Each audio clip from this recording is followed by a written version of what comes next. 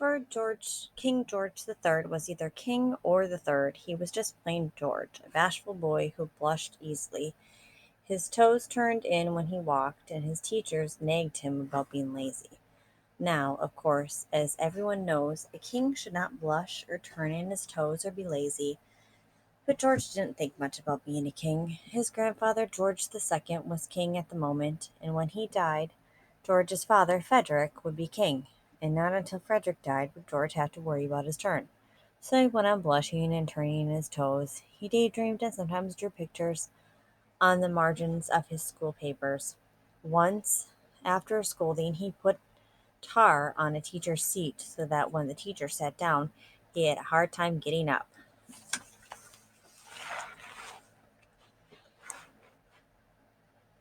Then suddenly, on March 20th, 1751, when George was 12 years old, his father died.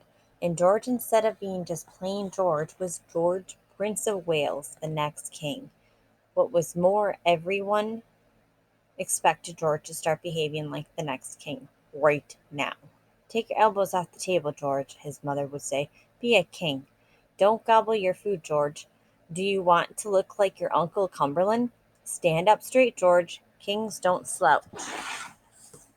He was surrounded by private tutors who from morning to night gave him arithmetic problems to solve, his history lessons to learn, Latin passages to translate.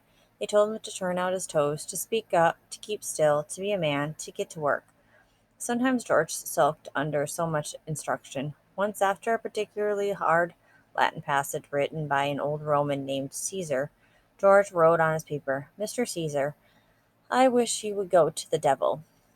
But for the most part, he tried to do what he was told. He paid particular attention to his favorite tutor, Lord Butt, who seemed to know all the rules for the king business. And since he was going to have to be king, George decided that when the time came, he would be a good one. He would be a father to his people.